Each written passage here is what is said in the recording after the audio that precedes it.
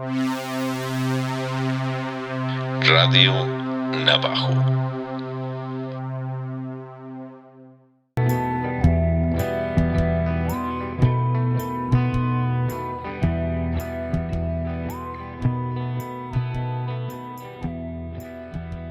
Hola a todos, bienvenidos de nuevo a Crónicas Siniestras, su podcast de True Crime favorito.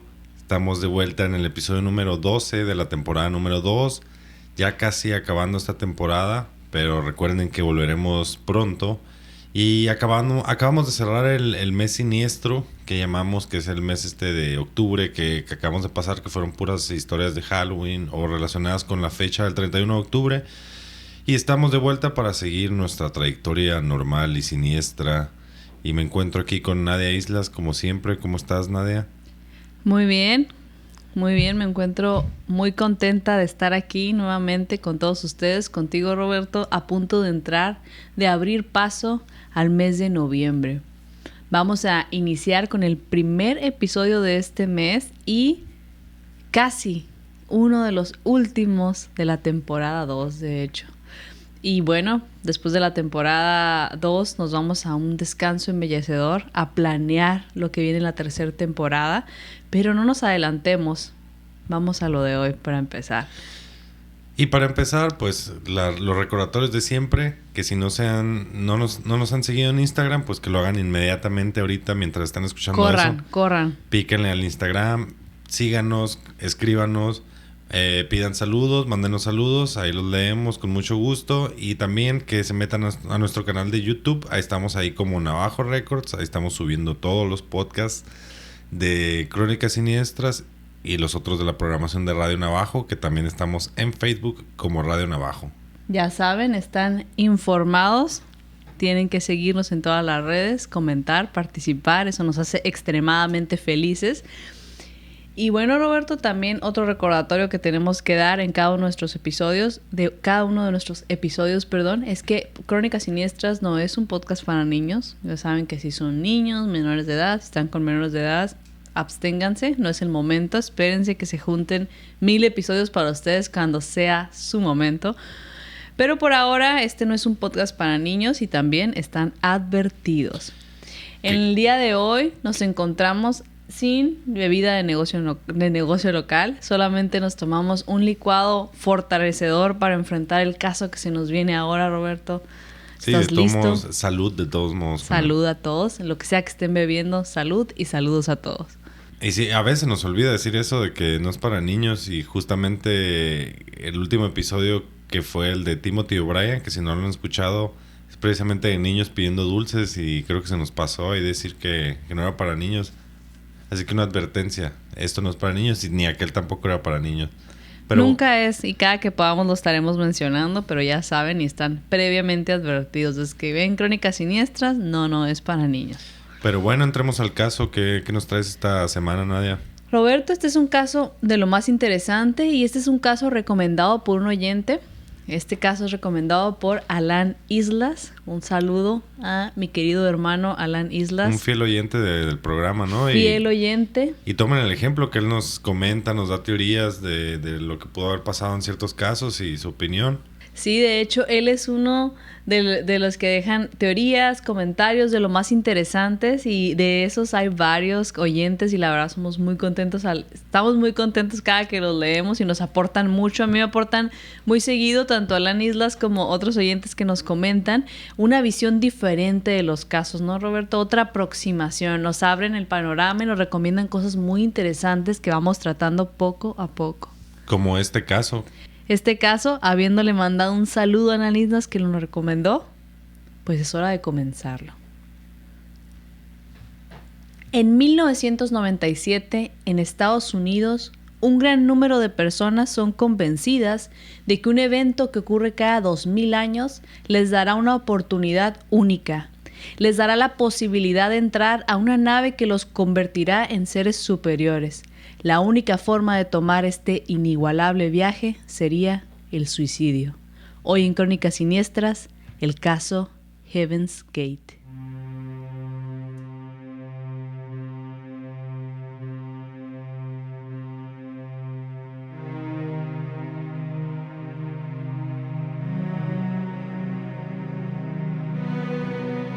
La historia, los misterios y la reconstrucción y análisis detrás de los crímenes reales más perturbadores que han acechado e impactado este mundo. Donde la realidad supera a la ficción y los acontecimientos superan a la razón. Esto es Crónicas Siniestras, un podcast de True Crime. Escucha sin miedo que estamos juntos en esto. Roberto, ¿qué tan familiarizado, interesado estás con este caso? Interesado muchísimo. Enterado no mucho, más que, como te venía diciendo, referencias de Los Simpsons o de otras series, pero interesado sí mucho. Todas estas cosas de culto también me causan a mí cierto morbo y no puedo dejar de escucharlo. Es una intriga muy especial, verdaderamente causa una intriga muy especial y una confusión ante ciertas cosas que pasan alrededor, dentro y fuera de los cultos como sociedad, que provocamos este tipo de fenómenos entre nosotros. Es de lo más peculiar, perturbador, interesante. Los adjetivos se nos quedan cortos con este tipo de casos. Pero comencemos un poco, vámonos hacia atrás, vámonos a los antecedentes. Vamos a comenzar con una persona llamada Marshall Applewhite. Marshall Applewhite nació en 1931 en Texas. Hijo de un pastor, la religión fue parte de su vida desde que era chico. Marshall se recibió en filosofía, le interesaba mucho la música y se inscribió en el seminario presbiteriano como para seguir los pasos de su padre, pero lo abandonó. Se casó, tuvo 2 hijos y se mudó a Nueva York para dedicarse a la música.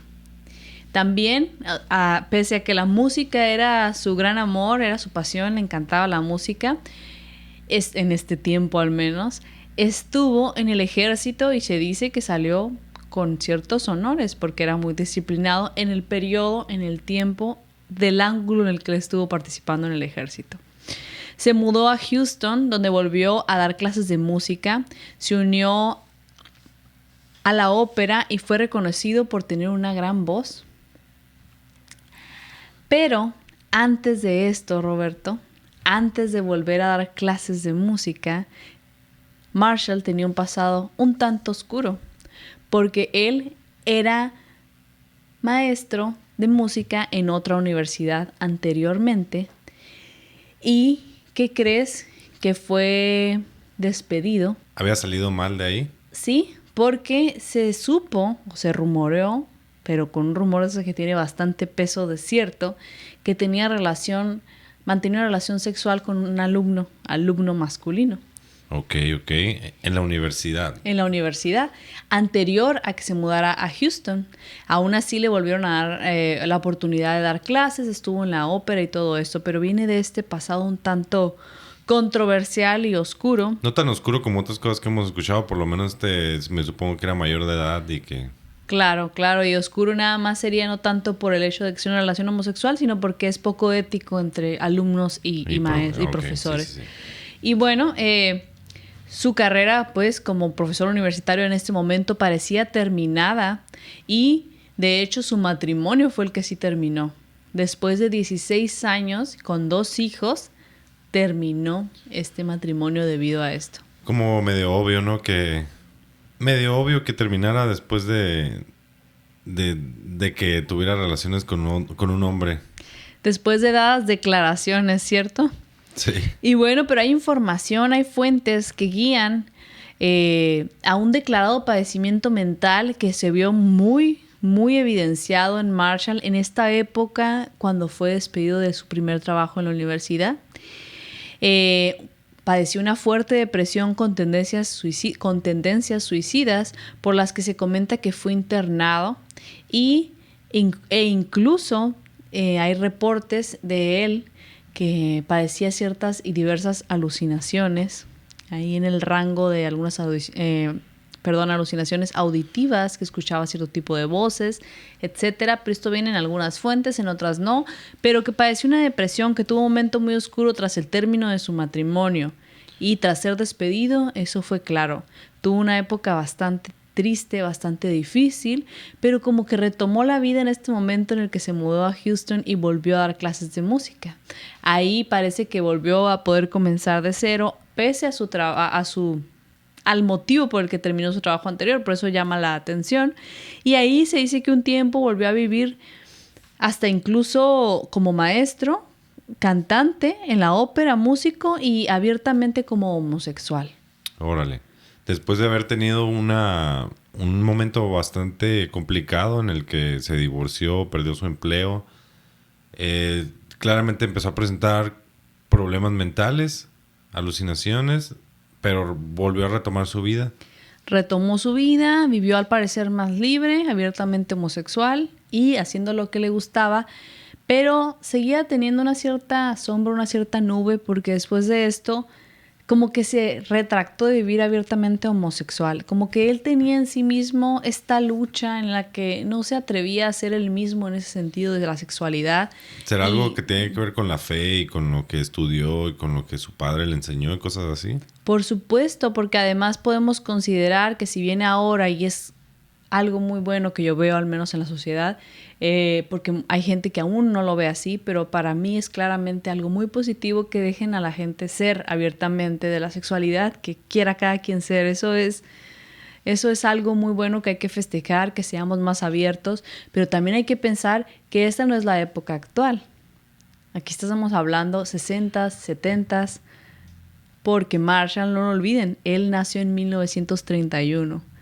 Entonces es otra época, él con su educación, como bien dices, religiosa, y él a lo mejor particularmente tenía además una lucha interna. A lo mejor otras personas en estas mismas circunstancias son abiertas y no les importa nada, o han sido y les han abierto camino a otra gente para ser libres.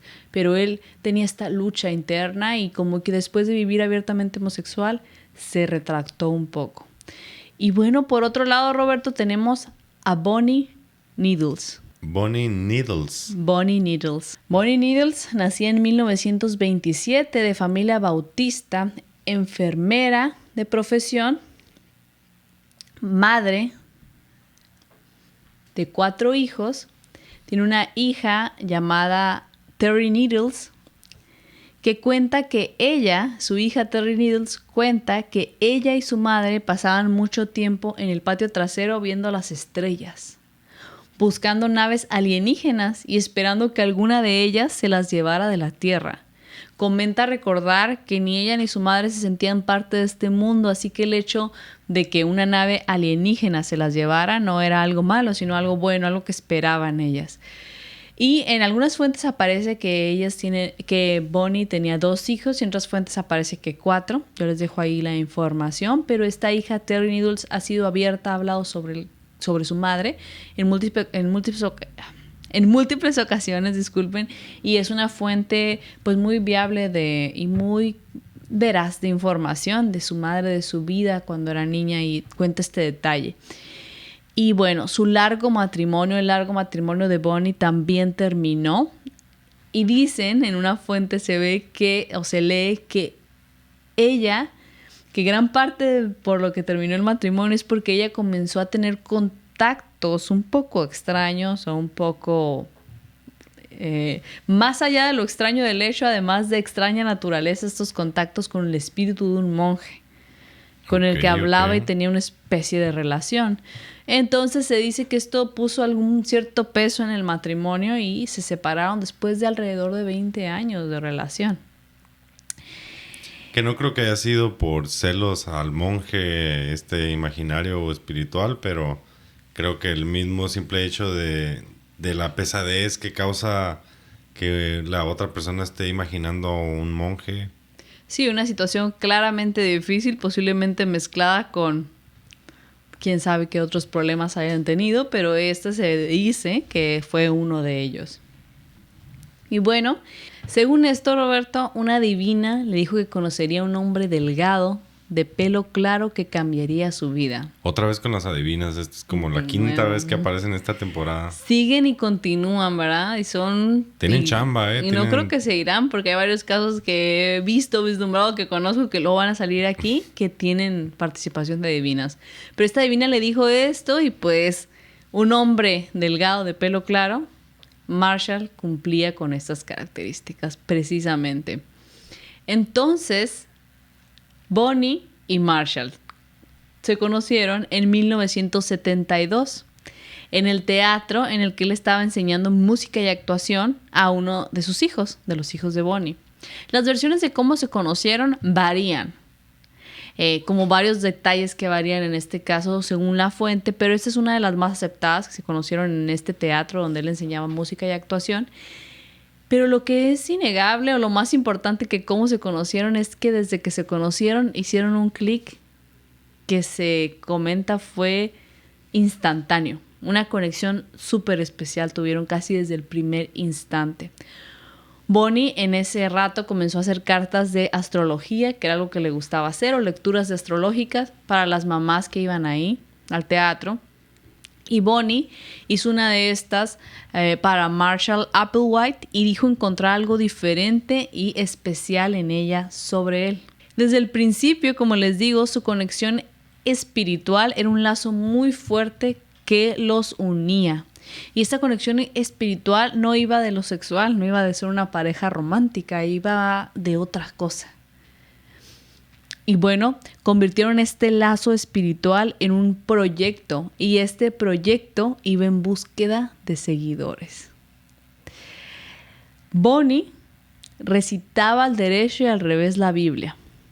Marshall, por su parte, era de naturaleza un líder carismático que podía estar al frente de dicho proyecto que ellos dos estaban maquinando en sus múltiples conversaciones. En 1973, si les parece rápida esta conexión y esta decisión de camino que van a llevar, imagínense que en 1973 se conocieron en el 72 y en el 73, de hecho justo el día de Año Nuevo, comenzaron algo que ellos llamaron un road trip o un viaje de carretera espiritual. Bonnie dejó a sus hijos con su ex esposo y se comunicaba con ellos y especialmente con su hija por medio de cartas. En 1973, en julio, el extracto de una de las cartas enviada a Terry es el siguiente. Al fin salimos de la naturaleza y sabemos cuál es nuestra misión, y es una grande. De hecho, estamos aquí para cumplir las escrituras de la misma manera que Jesús y otros lo han hecho. No estoy bromeando, esto es verdad. Sabía que esto era algo importante desde el principio.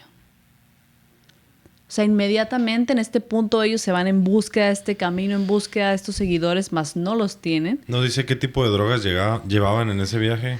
No especifica, pero debieron ser unas muy fuertes porque rápido llegaron a conclusiones extremadamente... Pues, y esto es solo el principio. Y bueno, ellos dos en sus conversaciones, en sus planeaciones, combinaban muchos elementos que para el momento eran raros de ser combinados. Combinaban la Biblia con tendencias conocidas como New Age y la astrología. Y así fueron modelando juntos en un vaivén de conversaciones, yo me imagino, sus creencias, su línea de pensamiento. Y yo digo me imagino porque se sabe que la modelaron entre los dos, pero yo me imagino esta clase de conversaciones, ¿cómo habrán sido? Sí, pues y aparte en carretera, como que han de haber ido hablando de todo, viendo las estrellas, hablando de la Biblia. Como que ahí la lluvia de ideas, ha de haber estado buena la lluvia de ideas. Sí, ha de haber sido un viajezote en toda la extensión de la palabra, pero te quedas pensando, viajando, soñando, viendo estrellas, pensando teorías New Age. ¿Y el dinero? ¿Y el dinero? Y pues claramente comenzaron a tener en estos caminos problemas financieros. Y Marshall fue arrestado por robar un carro rentado. Y fue arrestado y fue encerrado por alrededor de 6 meses en prisión. Órale, 6 meses. Uh-huh. Y esto pensarías que sería a lo mejor el break que ocupan para agarrar perspectiva y detenerse de lo que estaban realizando. A mí se me hace que va a ser hasta inspiración, ¿no? Para... Justamente, Roberto, tienes toda la razón, porque este tiempo le daría a Marshall un momento para pensar a fondo y más a detalle cuál sería su lineamiento espiritual, cuál serían las bases de lo que sería algo tremendo, no mucho tiempo después. En cuanto salió de la cárcel, él y Bonnie se reencontraron y se contactaron con un investigador de todo este tipo de temáticas de ovnis o lo que se conoce como ufología. Y este investigador se llama Hayden Hughes. Y le contaron a este investigador que su misión, le contaron sobre su misión. Le dijeron que él podría ser una gran ayuda en esta misión.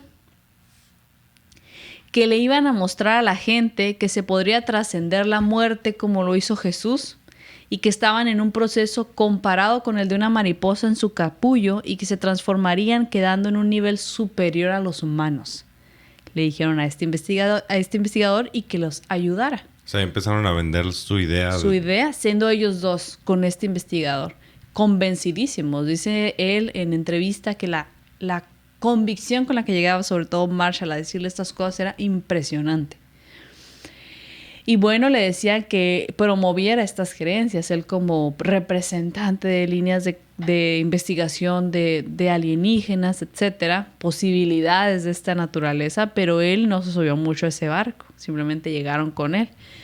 Empezaron a tener varios sobrenombres, Marshall y Bonnie. Uno de ellos, de los más famosos, era Boo y Pip. Muchas veces también se nombraban Do and Ti o simplemente de tú. Que esta manera de llamarse de tú o los dos, así como un gran título, es referencia a dos testigos que aparecen en la Biblia que fueron asesinados y luego ascendieron al cielo.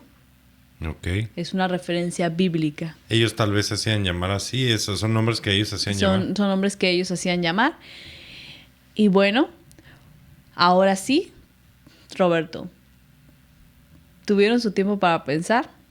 Tenían sus lineamientos, su mezcla de creencias.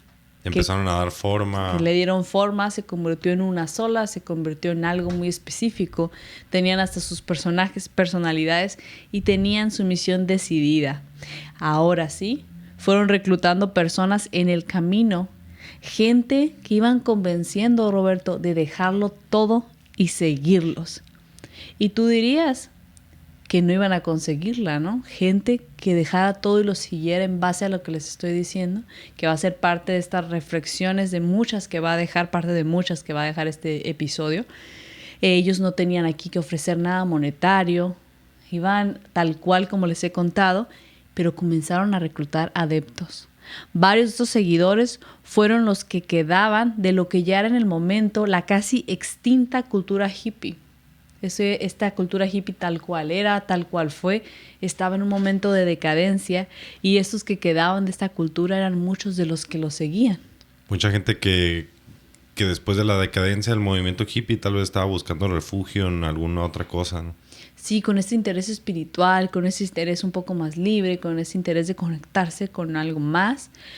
Y bueno, se comenzó a esparcir la noticia de que personas que iban a ciertas conferencias sobre ovnis y alienígenas, después desaparecían. Y con esto nos vamos a nuestro primer corte.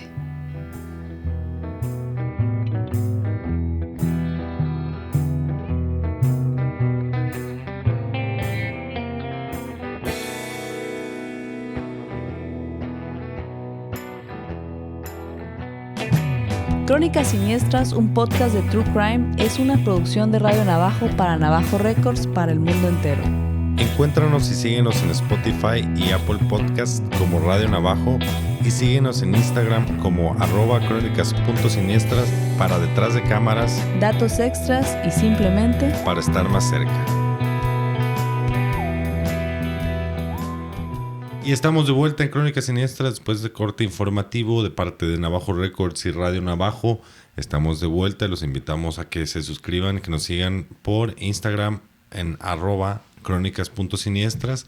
Pero bueno, volvemos al caso. Y estamos en el caso Heaven's Gate.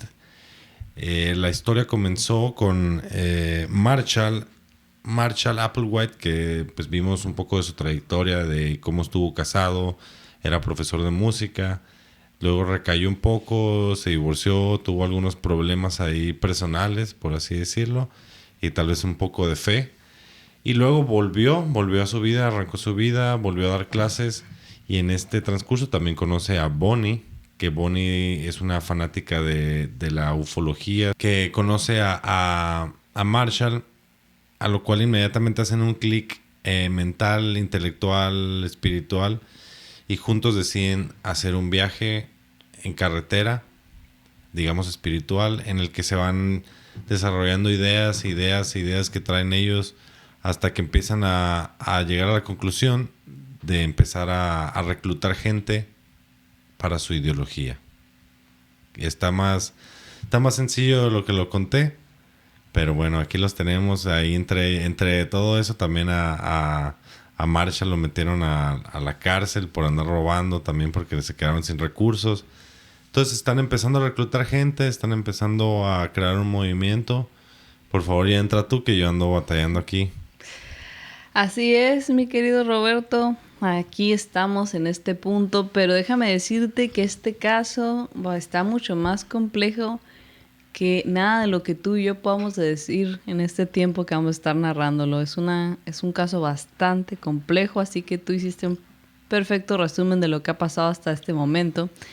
Y bueno, continuemos a este punto. Este grupo, liderado por Marshall Applewhite y Bonnie Needles, yo creo que ya debería ser claro que es una secta, ¿no?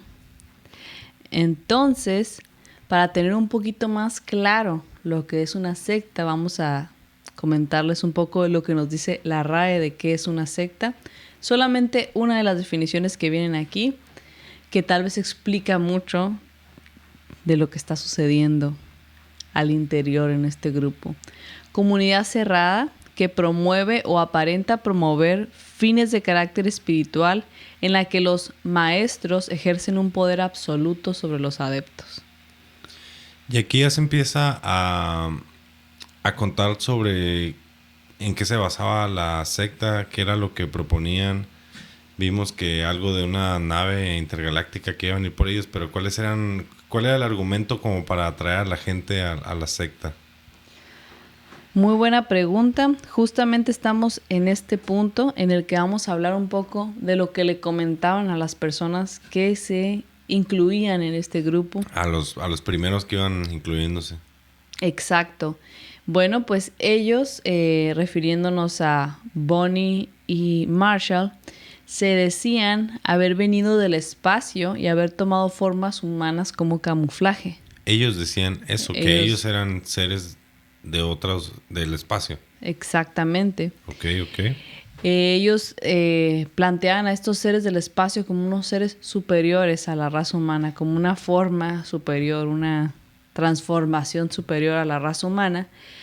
Y a raíz de esto, a raíz de sus características, de dónde provenían, de su naturaleza, ofrecían salvación a los seguidores que pudieran dejar atrás sus deseos terrenales, tales como el dinero, el sexo o las drogas. En general, tenían muchas reglas dentro de este culto, déjame decirte, Roberto. Se debían seguir de manera estricta.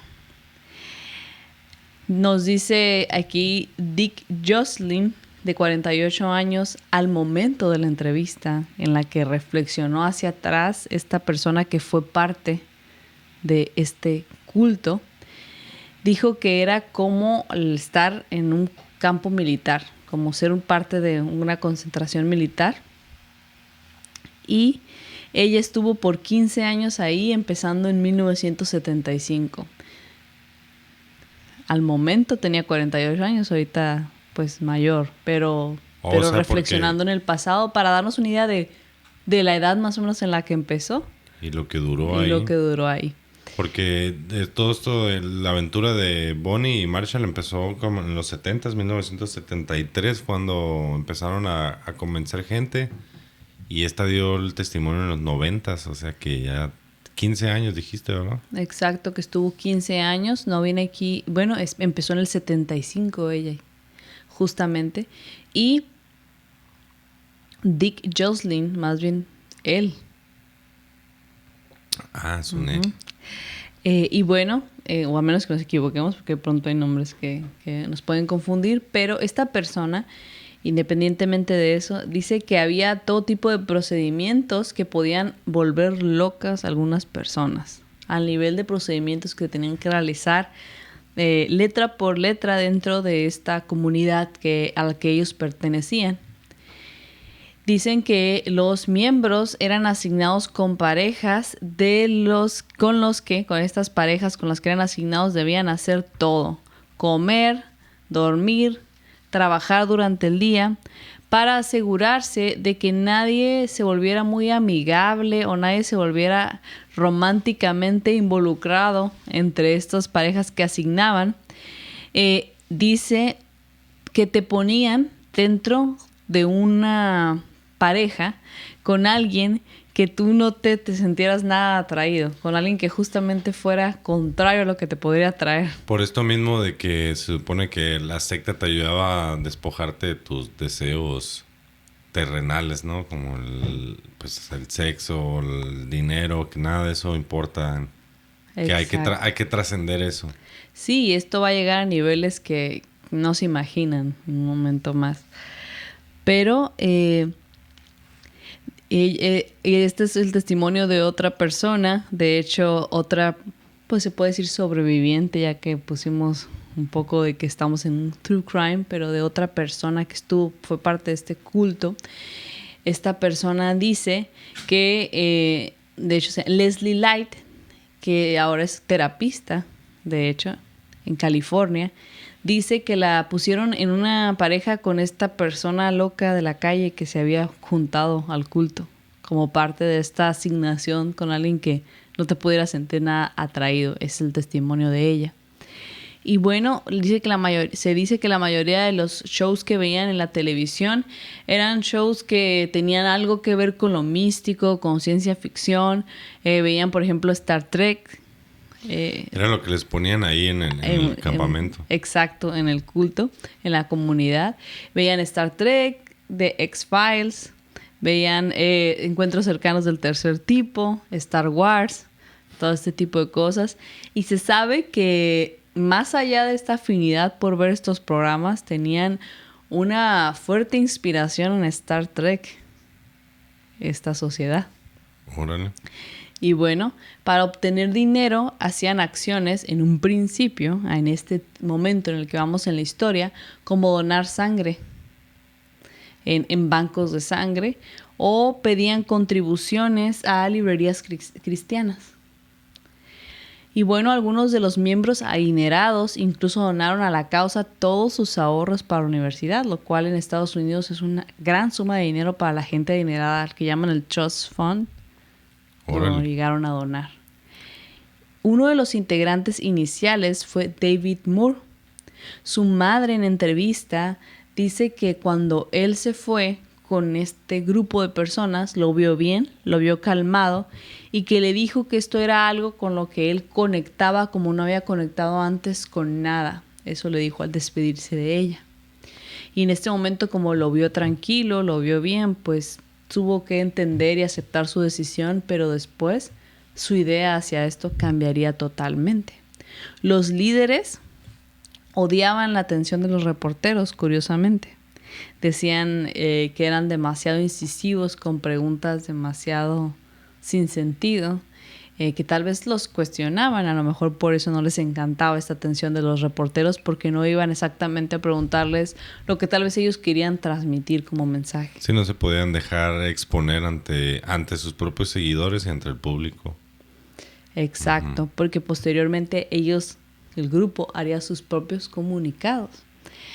Y pues bueno, se movieron por diferentes lugares viviendo en zonas que ellos consideraban de buena energía, como por ejemplo Colorado, Arizona y California. Vivían a las afueras, digamos, en estos lugares. Uh-huh.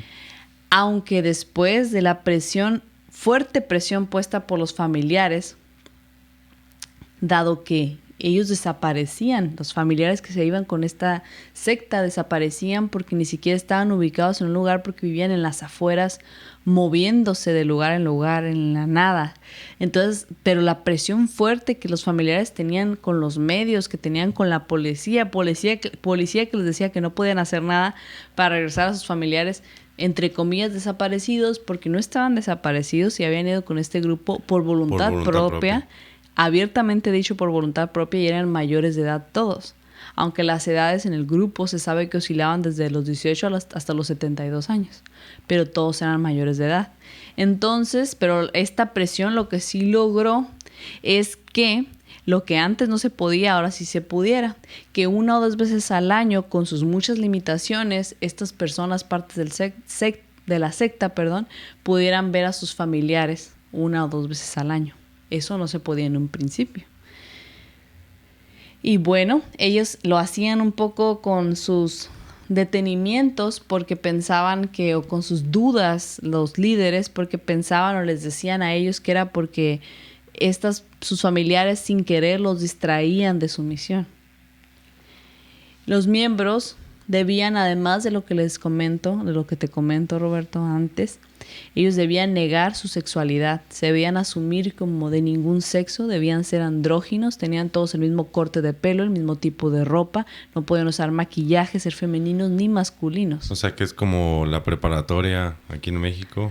Algo así, pero las mujeres sí pueden tener el pelo largo, allá no. Las mujeres todas el mismo corte de pelo junto con los hombres, todos. Ah, las mujeres también con pelo corto. Corto, el mismo corte de pelo.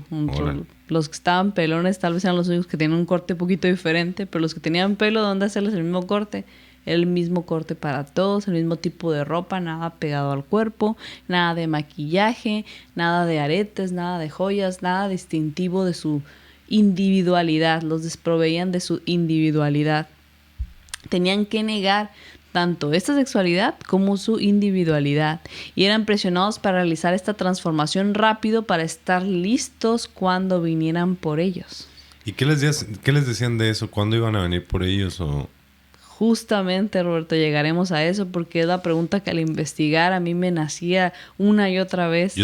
Porque yo tengo 2 preguntas. ¿Cuándo les decían que iba a llegar esta nave por ellos? Y la otra es ¿qué comían? Si comían bien. Las 2 tengo respuesta. Okay. Aquí en este momento, la fecha que les daban para la llegada de esta nave que iba a venir por ellos tenían que estar listos para que se los pudieran llevar. No era precisa, no era específica, pero les decían que iba a pasar pronto y que si no estaban listos iban a perder el viaje. Entonces tenían que apurarse en tener esta transformación. Y por ejemplo, hay un miembro, Michael Conyers, que fue un miembro desde 1975 hasta 1988 de este culto. Y aunado, y ahorita entraremos a eso de la comida, pero relacionando con que los desproveían de su sexualidad y su individualidad, Michael Conyers dice que como Marshall era promiscuo en sus tiempos pasados. Y se sabe, lo fue diciendo, lo fueron conociendo ellos, y veía, a raíz de una complejo conflicto mental interno que tenía, que mencionamos un poco anteriormente, veía la sexualidad como algo malo. O sea que Marshall, por su pasado que tuvo, sus problemas que tuvo en la universidad donde daba clases, este testigo... Él lo que comenta es que esa negación de la sexualidad y esa era porque Marshall, el líder, tenía problemas con todo eso, ¿no? Exacto, y aquí se empieza a ver que incluso era más que ese problema en la universidad, que era promiscuo, tal vez su propia, que no había hecho las paces con el hecho de ser gay. Él, no solo la sociedad igual lo podía aceptar, que sería lo mejor, ¿no? Pero a veces no, a veces sí, pero el problema aquí más real era el que él no había hecho las paces con esto, ¿no? Entonces los miembros empezaban a notar esto, que estas decisiones iban dadas de cosas como de él, como que él tenía, que él decidía, que tal vez no eran, que los hacían dudar. Y en este punto, viendo algunas señales, de varias señales de lo que llegaban a ver, por ejemplo, de los hijos de muchas personas estaban en este culto y podían a veces verlos, a veces comunicarse, viendo varias señales de esto.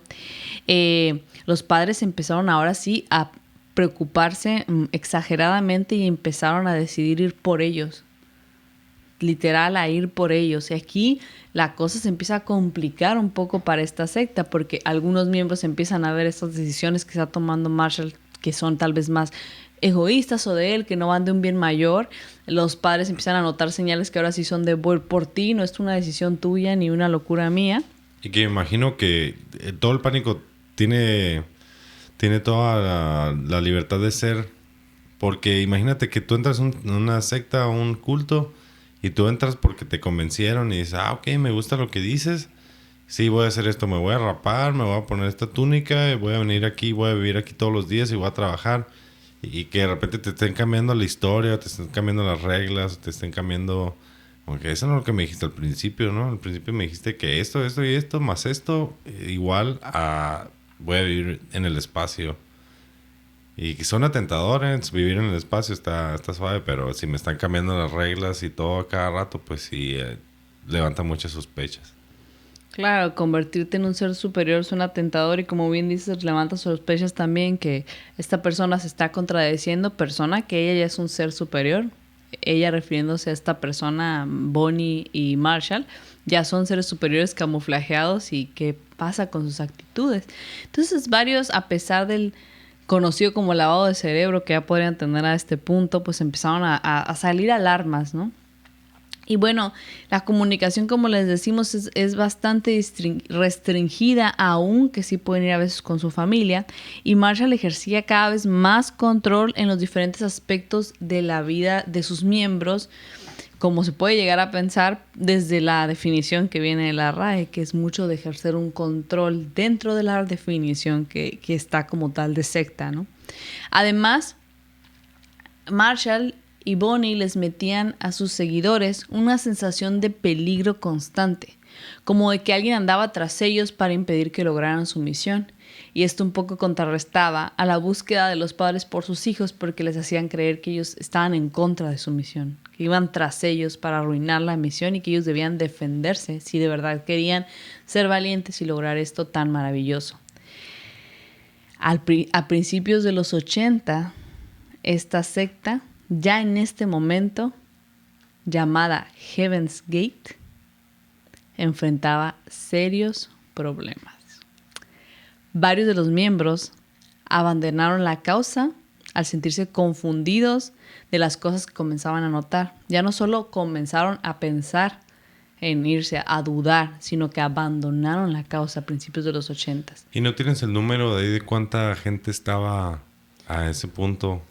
Justamente en un inicio se llega a pensar que el pico mayor de gente que tuvo la secta llega a rascar los 200 integrantes.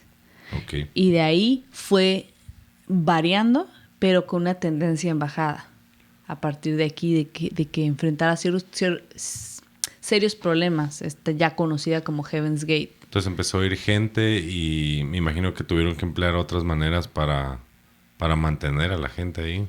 Exacto, lo que en un principio había sido de que solo iban a reclutar gente una vez, posteriormente harían una segunda oleada para darle oportunidad a los que no subieron al primer barco, cosa que no iba en las bases principales, y de igual manera cambiarían varias cosas, sobre todo Marshall, en el transcurso de la conveniencia de los hechos que fuera pasando, de las bases que tenía en un principio la secta. En ciertos detalles de la historia, a lo mejor los que quieren pensar que uno o el otro era más líder o el más culpable de lo que fue pasando, ligeramente se hacen cambios. Uh-huh. Pero la hija comenta directamente que en las cartas ella notó, al menos es su versión, que su mamá se estaba sintiendo pues un poco incómoda, dudando. Empezó a leer entre líneas. Dudando, porque en un párrafo de una de sus cartas le dice, esas reglas que tiene la humanidad o la comunidad, la sociedad normal, apégate a ellas, te conviene. Como que siga con el mundo normal, ¿no? O sea, Bonnie le escribía a su hija como que básicamente no hagas lo que yo estoy haciendo. En ese punto sí, algo no tan directo, pero que denotaba eso, lo cual iba en contra que incluso cuando ella era niña se sentían que eran, digamos, unas personas que veían el mundo desde fuera, que querían irse con los aliens desde antes del inicio de la secta, pues iba en contra del tipo de cosas que decía su mamá. Entonces se le hizo muy raro, se le hizo una llamada de atención. Pero bueno, en 1982, Bonnie fue diagnosticada con cáncer y fue internada en el hospital con un nombre falso. Y fue internada en su lugar de nacimiento, Texas. Y Roberto, Ahí en este lugar, Bonnie, con este nombre falso, internada sola, muere. Ah, ya muere. Muere. ¿Qué año es? 1992. 82. Y Marshall no informó de la enfermedad y posterior muerte de Bonnie ni a sus familiares, ni siquiera a sus hijos, hasta varios meses después. En lo que tramaba que iba a decirle a sus seguidores para que no pensaran que este ser superior se había muerto, ¿no? Claro, porque esto estaba moviendo las bases. Esto estaba causando un terremoto en las bases de Heaven's Gate a un nivel tremendo, porque este ser superior se murió y su cuerpo ahí está. No se lo llevó, no desapareció.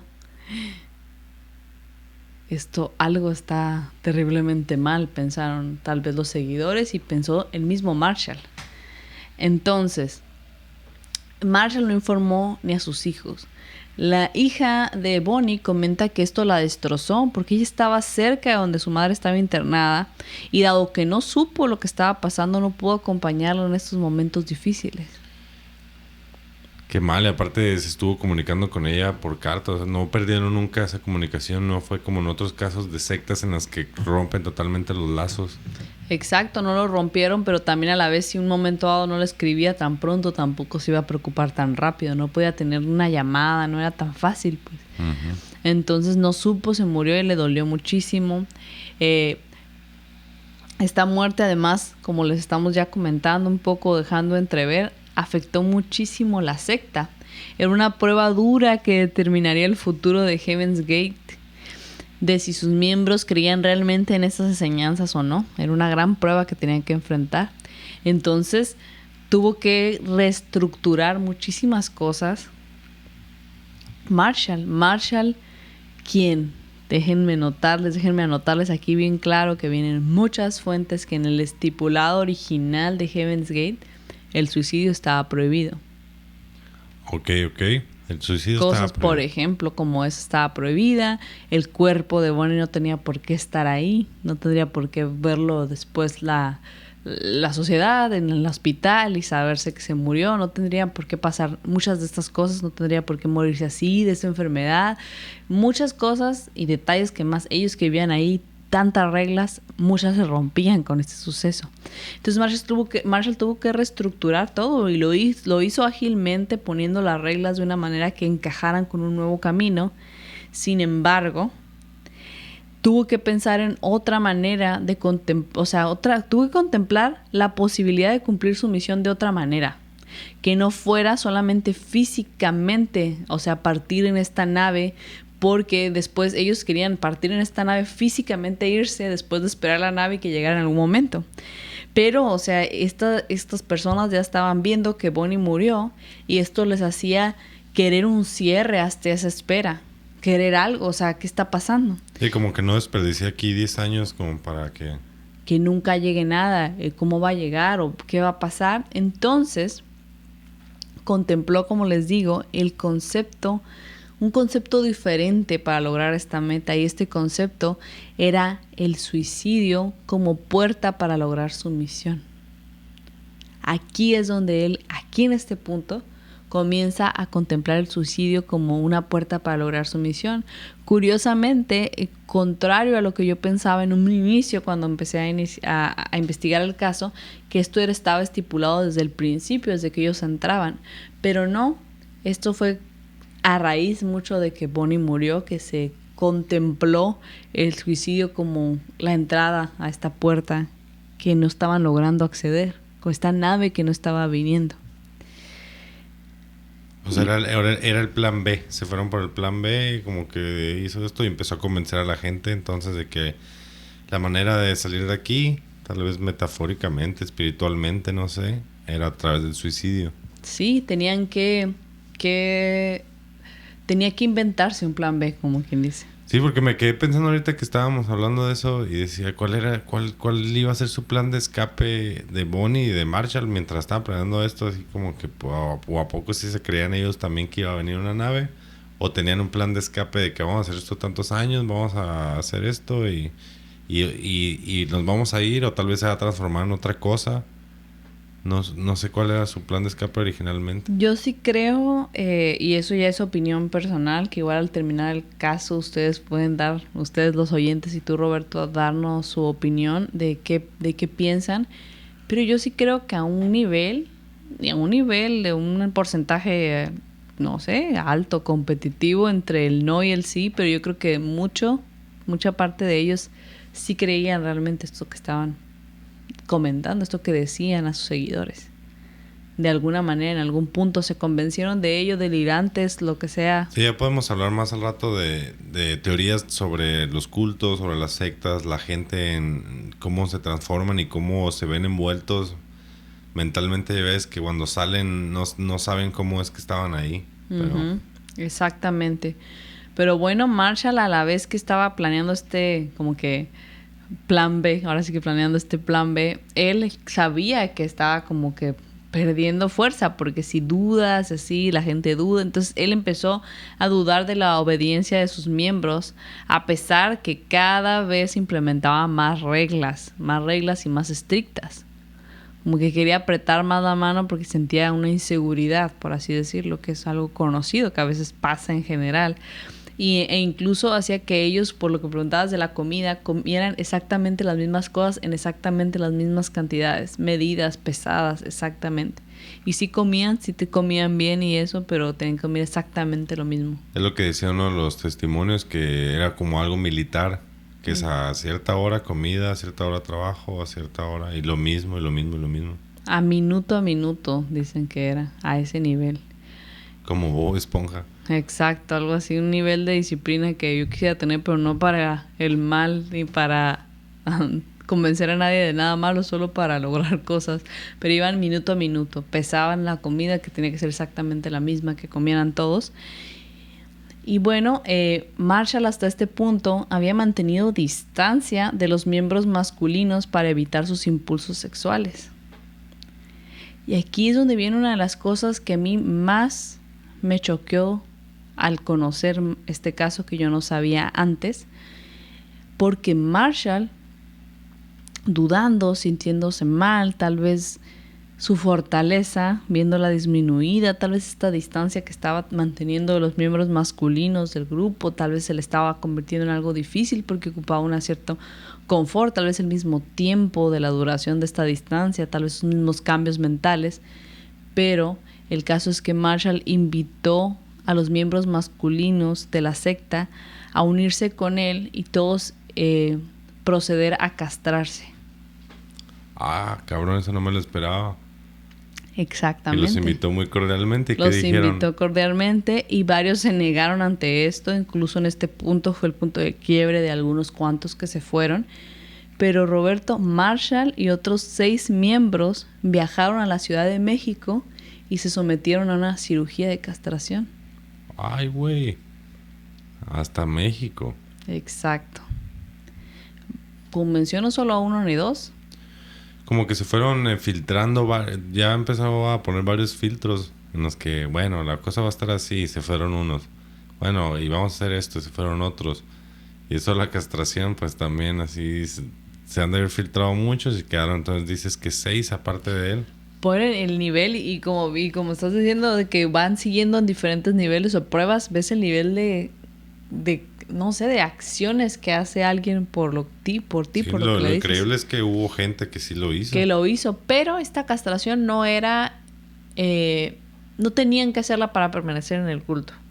Los que la hicieron fueron esos, pero sin embargo había más que no la hicieron, que seguían en el grupo. Ok, esto era la gente que estuvo de acuerdo con lo que decía él. Que estuvo sí. de acuerdo, o sea, sí, literal sí los invitó a proceder a castrarse con él, pero no era obligatorio para permanecer. Pero pues de todos modos los que no lo hicieron, pero de todos modos seguían en la secta, que han de haber pensado, ¿no? Como que estos vatos fueron hasta allá a castrarse, ¿es en serio? Otro nivel. A mí fue lo que más me choqueó al conocer el caso.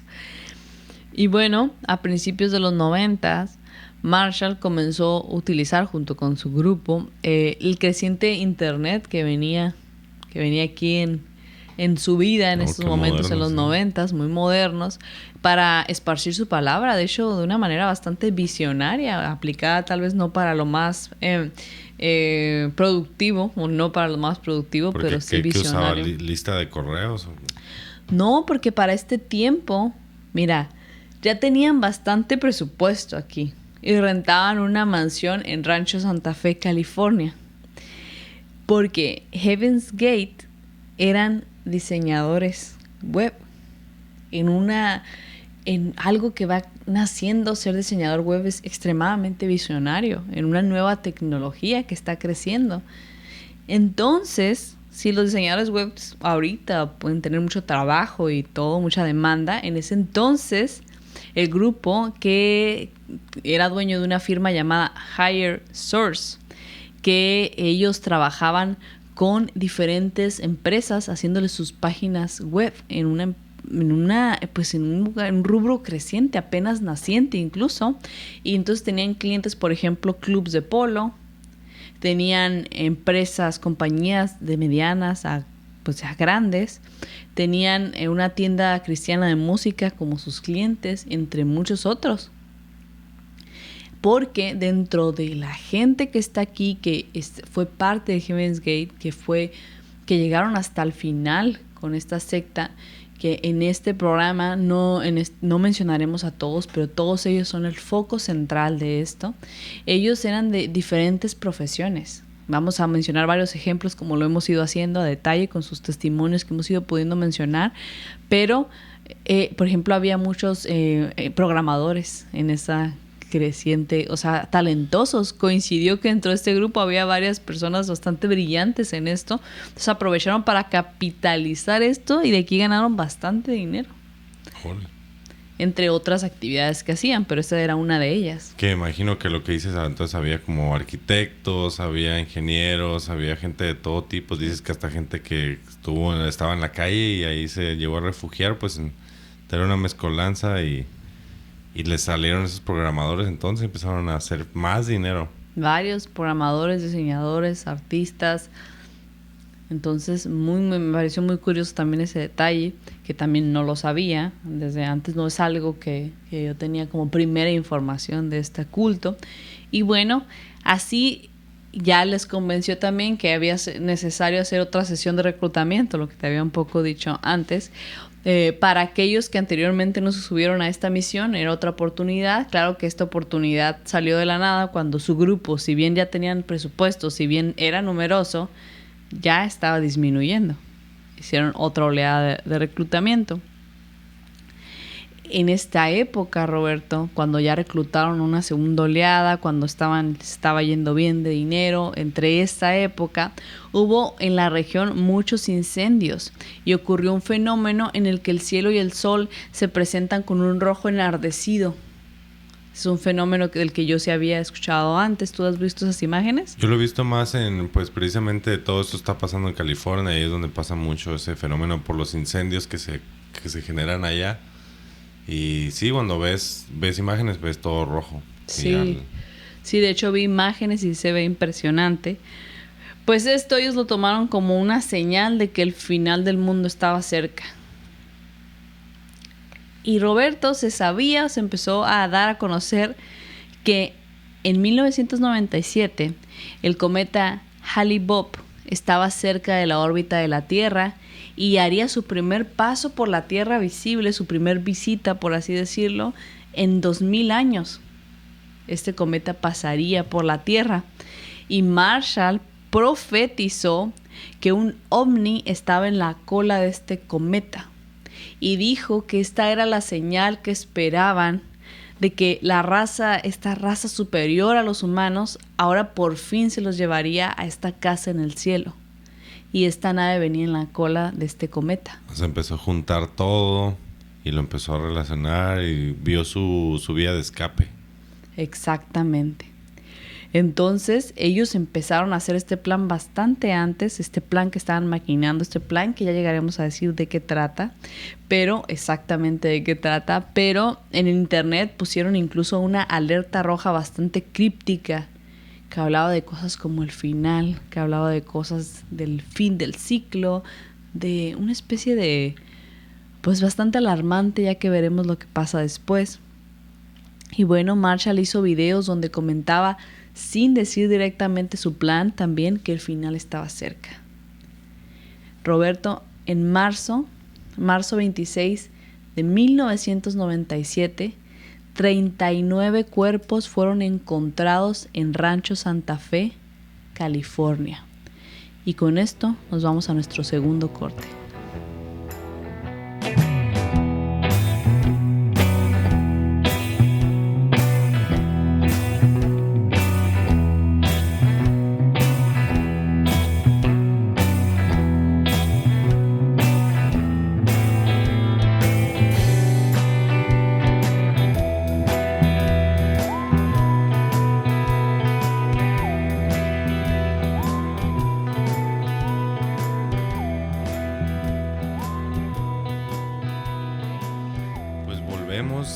Siniestras, episodio número 12 de la temporada 2.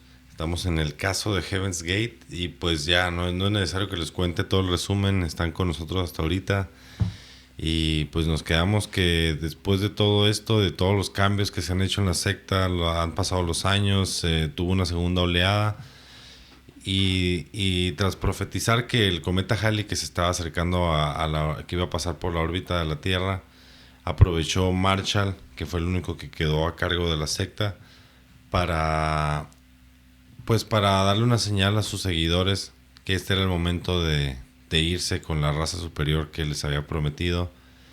Y pues aparecieron 39 cuerpos en el rancho de Santa Fe, en la mansión. Pero ¿qué pasó? Así es, Roberto, 39 cuerpos, Roberto, oyentes, impresionante número, aún sabiendo del caso, lo escuchas y te sigue impresionando. Pero vayámonos unas semanas antes del encuentro de estos cadáveres en esta mansión. Bueno, pues unas semanas antes se saben varias cosas, varios movimientos que hizo esta secta. Por una parte, pagaron sus deudas, incluso pagaron unas deudas de pocos dólares en la librería cristiana que tenían. Compraron metros y metros de tela negra y morada y se cosieron en su traje Away Team. Away Team. Del equipo de lejos que se va. Heaven's Gate Away Team.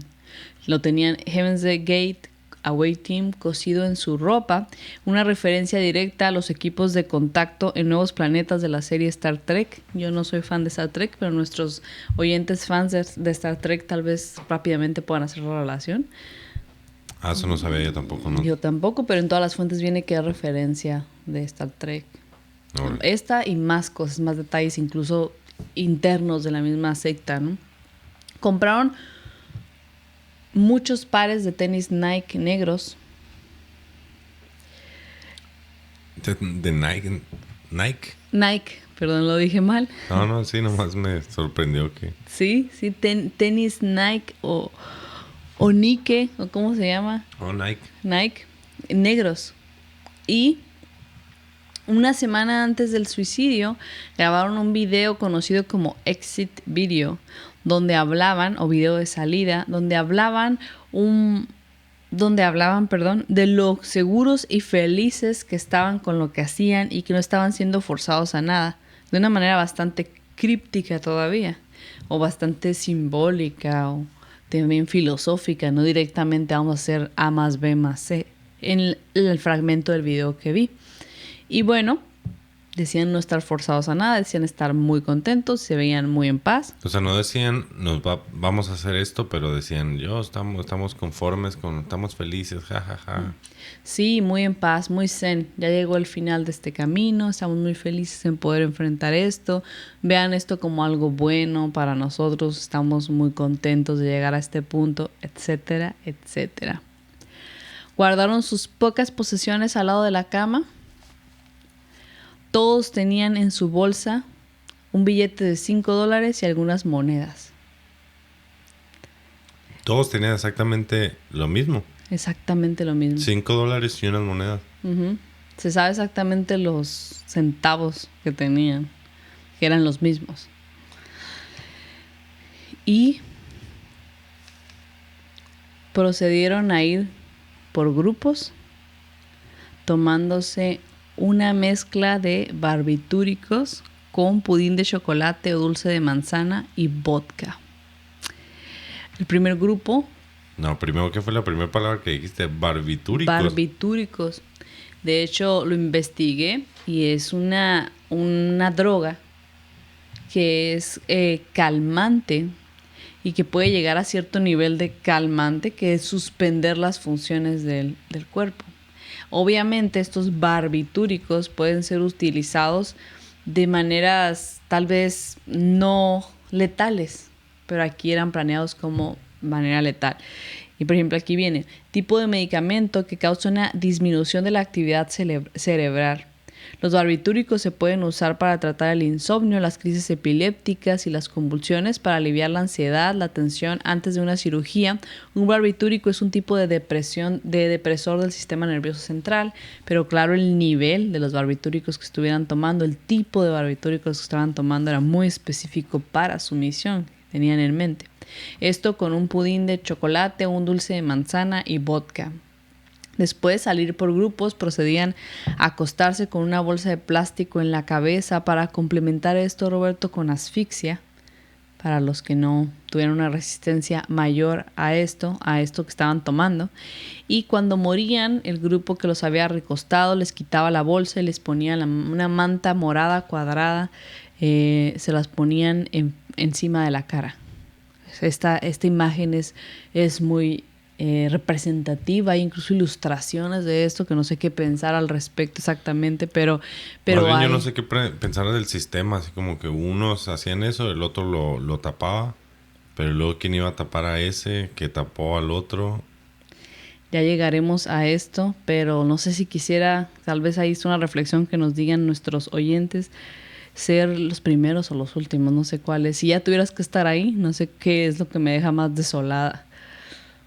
Tal vez ser el último. ¿Tú crees que a ellos les importa? Ya lo estaban haciendo. Pues y yo creo que sí. esta misma droga pues lo está atontando todavía más. Pues sí, pero no sé. Siento que a algunos me sorprendió que no salieran corriendo, porque alguna cosa es decir, otra cosa es ya ver que tu compañero se muere. Entonces está un poco loco, pero les ponían estas mantas moradas que se dice están cortadas en cuadro, pero en la imagen las colocan de una manera como rombo encima de su cara. O sea, el cuadro lo ponen de una manera ubicada con los picos hacia la cabeza y hacia el pecho. Y bueno, los últimos dos, porque fueron por grupos, y es justo lo que dices, se fueron muriendo en sus camas de esta manera, pero los últimos dos fueron encontrados, y más bien las últimas dos, porque se dice que son mujeres estas últimas dos, y sabe que son las últimas dos porque se encontraron aún con la bolsa de plástico en la cabeza. No tenían, los únicos que no tenían el manto morado. Ah, ok, ellas no pusieron... Ajá, ok, ya. Solo se pusieron la bolsa y se murieron. Lo cual a mí me dejaría pensando en la discusión previa, cómo se va a hacer esto, pero si yo conociéndome directamente diría, la tela morada no es vital para mi transición, y que si no me la ponen, entonces ¿qué? No, ¿qué va a pasar con mi ritual? Sí, que los demás sí lo hicieron, pues, y nosotros nos va a tocar sin manto morado. ¿Y eso cómo va a afectar mi transición? O sea, ¿qué está pasando? Mi valentía, me gano una ficha extra, pues pónganmelo aquí para que los aliens vean lo que hice, que me quedé hasta el fin. No sé, a mí me dio mucha ansiedad eso, de estas últimas dos chicas. Y estas dos últimas mujeres fueron las que ayudaron precisamente a Marshall antes de morir. Marshall... No fue el último, pero sí fue el último. Fue el ayudado por estas dos últimas mujeres que fueron encontradas con la bolsa. Bueno, Marshall también fue encontrado entonces. Sí, estaba entre los cadáveres. Duda que yo también tenía al investigar el caso. Sí, no que sabía hacia dónde iba. ahí. Exactamente. Alguien reportó, Roberto, la manera en la que encontraron estos cuerpos fue porque alguien reportó de manera anónima la información de que había un suicidio masivo ahí. Alguien, me imagino que sabía o que estaba dentro de la secta. Exacto, algún ex miembro en los que ellos confiaban, que tal vez enviaron una carta que sabían le llegaría justo después para que informara o una cuestión así, pero informó de manera anónima, no se sabe. y las autoridades fueron a esta mansión y encontraron estos 39 cadáveres en esta casa y se dice que ya tenían un alto nivel de descomposición porque estaban en California y pues el clima, el calor, el tiempo que duraron, porque las personas, y esto es curioso también, los primeros que murieron un cierto día, al otro día los siguientes, al otro día no fue el mismo día. Entonces estuvieron un día con cadáveres ahí los que seguían. Pero todos estaban en orden, o sea, sí estaban acostados. Todos estaban acostados.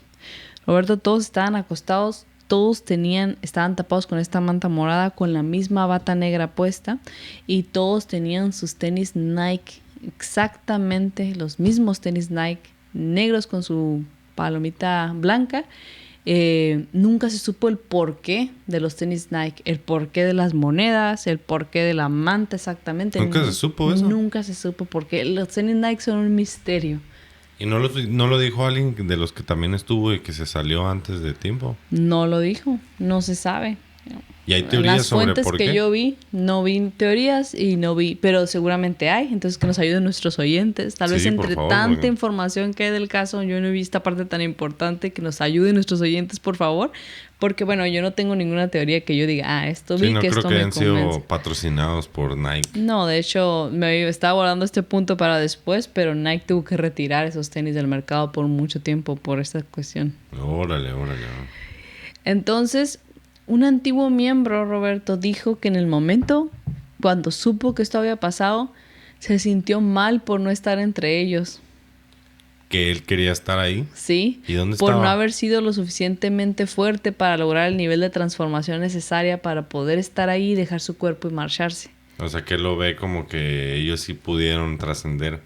Exacto. Y al final incluso él dice, en ese momento me sentí mal por no estar entre ellos. Pero Roberto, eso es algo tal vez de percepción personal, pero en este documental, que fue una de las fuentes consultadas para esta investigación, yo hasta el final del documental lo vi a él con un dejo de arrepentimiento de no haber estado ahí.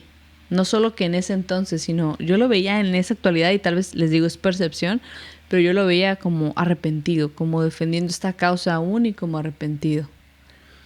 Pues muy tarde, amigo. Tarde, porque se sabe que muchos de los miembros no pudieron soportar el no haber logrado estar ahí y en suicidios pactados posteriores a este también murieron algunos en cadena. Uy. No se sabe cuántos, no se especifica exactamente aquí la fuente, pero se sabe que varios en cadena después en forma pactada murieron también, exmiembros. Y bueno, ¿qué nos queda después? ¿Qué nos queda reflexionar? ¿Qué nos queda después de esta situación tan misteriosa? A mí me tiene intrigadísima los tenis Nike, las monedas, el ritual tan específico, llevado tan exactamente paso por paso. Y pues se cree, o una de las teorías, es que para Marshall esta era una oportunidad para suicidarse. Pensamiento que ya tenía desde antes, ya se quería matar y esta era la oportunidad perfecta de hacerlo con ayuda y de paso cumpliendo ante los ojos de sus seguidores su promesa. Y yo pienso que por ahí, aún con una profunda depresión que pudo haber tenido suicida, no sé, algún dejo de arrogancia al ver que la gente se suicida por él y con él. Como que se dejó hasta el último día de su vida, se creyó en el papel. Nunca mostró un lado, no sé, tal vez que también tantos años de tener el poder, de tener el control, de tener la confianza de la gente, pues no quiso abandonar eso. Ya es un estado mental muy raro, muy... Que nosotros yo creo que jamás entenderemos a ciencia cierta, no creo, jamás entenderemos a ciencia cierta, ni cerca, pero incluso, no sé, equiparable a la forma en la que reaccionó cuando él tenía estos conflictos con su sexualidad y llevó a varios de sus miembros a castrarse con él, esta depresión de que yo me quiero ya matar y los llevó, o sea, no fue antes tal vez... No fue antes el reglamento de la secta de Heaven's Gate, sino que él moldeaba tal vez ya estas reglas en base a lo que él iba sintiendo que quería hacer. Sí, a su mente, a lo que él iba... necesitando hacer, a su manera de ver las cosas. En vez de tratarse profesionalmente. Exacto. Y pues no llevar a tantas de estas personas con él. Y bueno, para sus seguidores, esto era visto como el final de un viaje y la posibilidad del inicio de uno mejor. Y como les digo, pues Nike tuvo que retirar el modelo de los tenis por un tiempo después de esto porque era relacionado con el caso. ¿Tienes ahí el modelo de los tenis? Sí. A ver, bueno, son unos Nikes clásicos y ahorita si buscan información, y si buscan información, oyentes, imágenes, a mí sí me perturbaron las imágenes, pero pueden conocer a los líderes y todo. ¿Las imágenes de los cuerpos o las imágenes de la gente? De los cuerpos, porque aparecen las imágenes de los cuerpos donde se ven los tenis que traen con sus mantas y no se ven sus caras ni nada gore ni por el estilo, pero no sé, me perturbó ver sus piernas con los tenis tirados, muertos, me perturbó. Sí, pues yo creo que ver a 39 personas muertas tiradas. Sí, a mí sí me causó, pero bueno, los dejo a su criterio, pero pueden tal vez buscar de una manera, porque hay muchas imágenes, mucha información, tal vez sí los invitaría a ver un video directamente hablando Marshall en particular, esa persona tan peculiar, para que vean cómo era, cómo hablaba y todo. O el video que dices que grabaron antes del acto, unas semanas antes. Sí, pueden ver video, para que vean cómo hablaban, con qué certeza hablaban. ¿Tú lo viste el video? Sí, yo vi un fragmento que está disponible en internet donde ellos hablaban de pues su partida. Y bueno, si bien algunos de los miembros que se unieron a Heaven's Gate tenían obviamente problemas emocionales, problemas incluso mentales, la mayoría, Roberto, eran aparentemente personas nada peligrosas, nada fuera de lo normal. Eran personas ordinarias, personas de negocios, madres, estudiantes, profesionistas, ingenieros, diseñadores, que se consumieron por nada más que un deseo espiritual de iluminación. Y contrario a lo que mucha gente puede pensar, muchos de ellos no eran como gente podría pensar, perdedores con baja autoestima.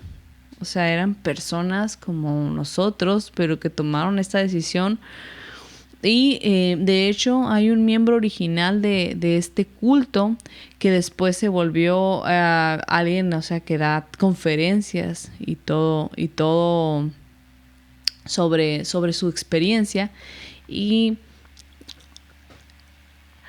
dice que Marshall, el mensaje de Marshall conectaba con una creencia que ellos tenían interna, que ellos ya buscaban y la maximizaba.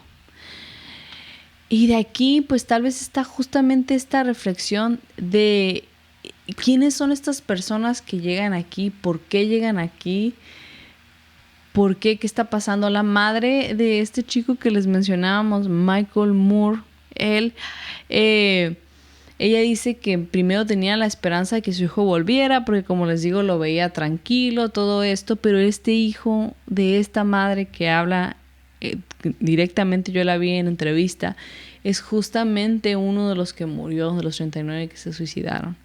Y cuando salió la noticia de que había una secta, que había pasado algo, en cuanto vio, sin terminar de ver la noticia, la madre dice saber que ya había llegado el punto, dice con lágrimas en los ojos, David Moore, este hijo de esta madre con lágrimas en los ojos, dice que David Moore sabía que lo había perdido, que había llegado al punto total sin retorno.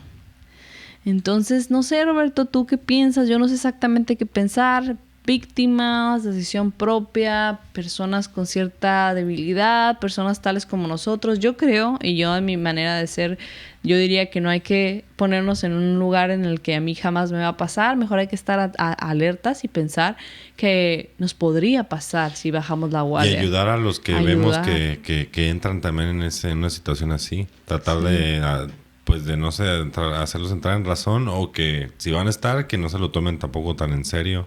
Sí, tener cuidado, porque yo no creo que sirva de mucho aislar a las personas. Sí, mucha gente hace más si se lo prohíbes. Sí, o si te mantienes aislado, o si te mantienes... O más bien, yo creo que no hagan nada bien juzgar a estas personas que estuvieron aquí, que perdieron la vida, a estas personas que vieron envueltas en este culto. Tal vez estudiarlas, tal vez decir yo no haría nada así.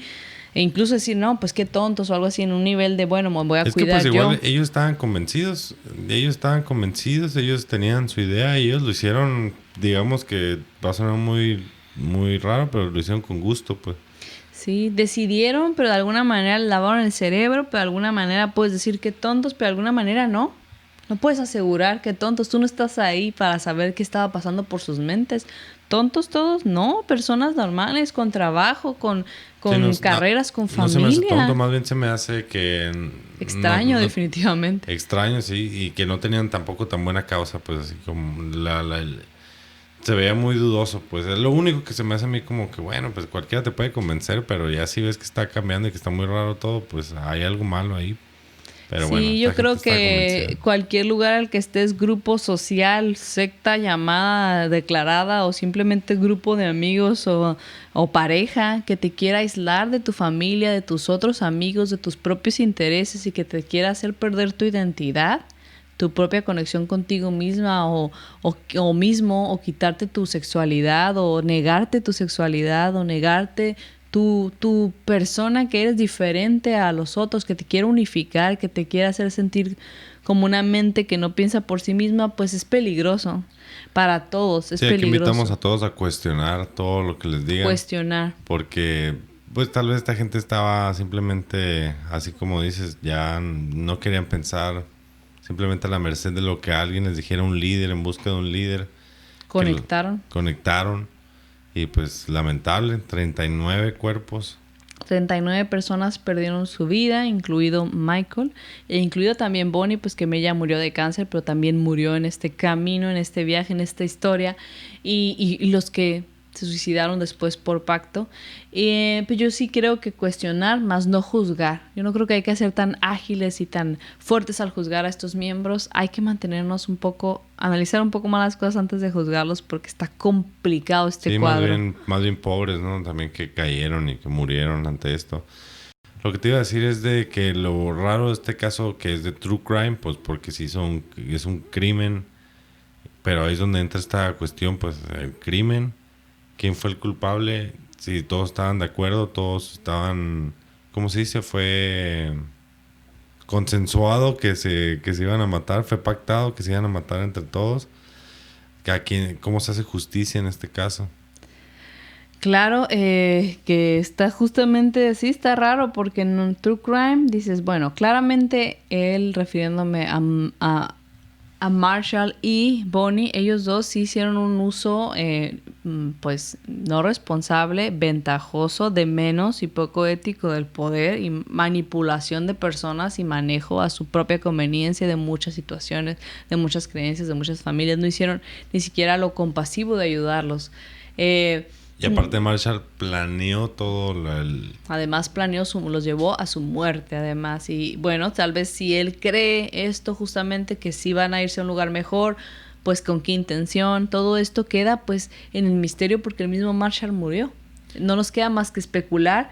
Definitivamente es un caso extraño para estar aquí en justamente True Crime, porque tiene estas características, pero sin duda uno muy interesante que me encanta que nos lo hayan recomendado. A mí también, y pues a ver qué piensan ustedes, porque eso último me llamó la atención, porque muchas veces en estos casos uno piensa, pues están detrás del dinero, van a hacer todo esto y va a ser su oportunidad y van a escapar y se van a llevar todo el dinero, pero no, él también murió ahí. Justamente iba por unas causas más profundas, que son varias, nuestros amigos psicólogos, todos ustedes en general, psicólogos o no, pero que nos digan qué piensan de esta psicología que hay detrás, que nos ayuden, por favor. Pero Roberto, con esto llegamos al fin de este episodio. Me quedo en profundas reflexiones yo misma, tratando de pensar, ahora sí que de pensar qué pienso con respecto a esto exactamente, porque me tiene muy conflictuada desde que lo estaba investigando. Sí, esto de las sectas es algo muy misterioso. Hemos visto varios casos de sectas y de cultos y siempre parece increíble, hasta la gente que lo platica después, los testimonios. Lo que mencionábamos, que hasta a ellos se les parece increíble, de no sé qué estaba haciendo ahí, no sé por qué estaba ahí, estaba en un momento de mi vida así, y pues ahí estaba. Ya después me di cuenta que la gente que alcanzó a salir, pues no, que estaba mal y me tuve que salir. Que ha pasado mucho, hay varios buenos ahí por ahí. Sí, nos falta, por ejemplo, en un futuro, claramente que trataremos aquí el caso de Charles Manson. Y va también esa parte de la secta, esa parte de qué hizo, qué no hizo, etcétera, aunque es un caso bastante diferente en muchos sentidos. Es muy extenso, es para final de temporada, ¿no? Exactamente, pero hablando de final de temporada, nuestro próximo episodio doble es el final de la temporada 2, así que esperemos que estén ahí con nosotros para este cierre de este camino de la temporada 2 y que nos esperen a nuestro regreso en la 3. Y gracias a todos, que cada vez somos más, cada vez va aumentando esto. Muchas gracias. Así que les damos las gracias y los invitamos, si estás escuchando esto por primera vez, síguenos aquí, si lo estás escuchando en Spotify. Síguenos, si lo estás escuchando en Apple Podcast, déjanos una reseña y una calificación. Si nos estás escuchando en YouTube, suscríbete y síguenos y coméntanos. Todos bienvenidos. Todas las acciones que puedan hacer, entre más mejor. Y síganos en nuestro Instagram, crónicas.siniestras sin acento. Son bienvenidos, ahí tenemos material exclusivo y más que tenemos planeado para poner en esa plataforma. Pues muchas gracias, Nadia, por esta, pues sí, intrigante historia, ¿eh? Gracias a ti, Roberto, por acompañarme como siempre. Pues nos quedamos en profundas reflexiones y en espera de los comentarios de nuestros oyentes. Hasta luego. Nos vemos en el Hasta final luego. de temporada. Adiós.